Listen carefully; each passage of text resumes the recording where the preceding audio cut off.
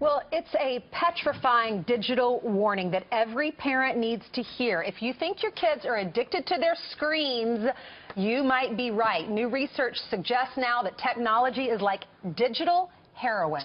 Okay, you got my attention. And they say that reliance on screens like that can damage the developing brain of a child the same way that drug addiction can. On the left, a brain scan of a drug addict, and on the right, a digital addict. So how do we fix this before it becomes a problem? Dr. Nicholas Kardaras is an addiction expert and the author of Glow Kids, and he joins us now. Good morning.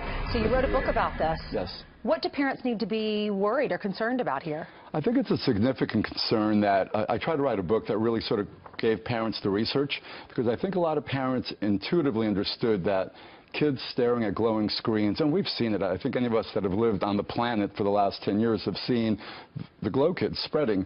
And I think a lot of parents had an intuitive sense that this might be a problem, but now we have both clinical and neurological brain imaging research, over 200 peer-reviewed studies that show that this has an addictive-like effect on a child. Okay, word to the control room, if we could put up this brain scan screen again, just so that we can see what you're talking about.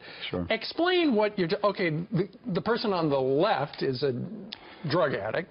Is an opiate addict. So that's a fractional anisotropy scan. It's diffuse tensor imaging MRIs. So just to kind of try to make it as simple as possible. Not to get too technical. What we're seeing is that we're seeing microstructural abnormalities that mirror drug addiction on the frontal cortex.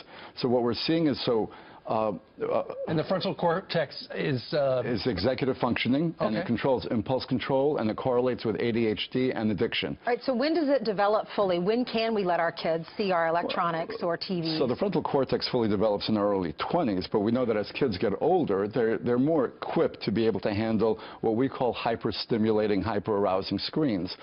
It's clear that people that have been exposed to excessive, and I want to qualify by saying excessive screen usage meet all diagnostic criteria for behavioral addictions. Right. We know that addiction doesn't just mean substance addiction. It's not just drugs and alcohol, but people can be addicted to sex, and people can be addicted to gambling. But no parent can wait 20 years. I mean, we're not going to wait 20 years to give our kid an iPad. Well, Steve Jobs waited 10 years. I mean, 10 years, so 10's Steve more Jobs reasonable. didn't let it. So our recommendation, and the research seems to show, is at least out of elementary school, that a child that's 8, 9, or 10 years old isn't neurologically equipped to handle such a stimulating, immersive product. We're just not made for it yet. There was one research study that showed that screens are as dopamine activating, and dopamine is the neurotransmitter that relates to addiction. They're as dopamine activating as sex.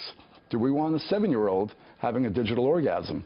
And that's how stimulating they are to a child. Right, and you're talking about how when you play a game, you are constantly being stimulated because you want to get to the next level, and that's where the dopamine comes from. Not everybody agrees with you, Doctor. From The Verge, take a look at this quote. "We've seen this form of scaremongering before. People are frequently uneasy with new technology. After all, the problem is screens and computers aren't actually all that new." It's not the screen per se.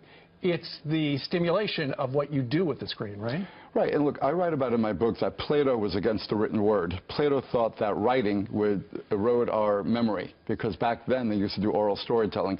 I get it. I'm a kid that was raised in the 70s on Pac-Man, so I'm not anti-technology. I've got my smartphone, but we're seeing that this generation of technology is qualitatively different than prior technologies, and we're seeing, and primarily because of the interactive and immersive nature of it. So I'm not trying to be Chicken Little and say the sky's falling. I'm just trying to give parents the information that there are some potential clinical disorders that excessive screen usage can lead to, and the research is clear on that. You know, my doctor said 2 years. My little girl was born 10 months ago, and he said, don't give her any iPads, no TV, nothing for 2 years. That's kind of the standard, what we hear. That used to be the American Academy of Pediatrics used to recommend no screen time 2 or under. But again, what I could say is that Steve Jobs didn't let his kids have technology that the top Yahoo and Silicon Valley engineers put their kids in non-tech Waldorf schools. So if the tech people are putting their kids in non-tech elementary schools, that should tell us something also. So kids, go out and play. Go outside like we all used to do. Thank you so much for being with us. Great, thank you. His new book is called Glow Kids, something to think about.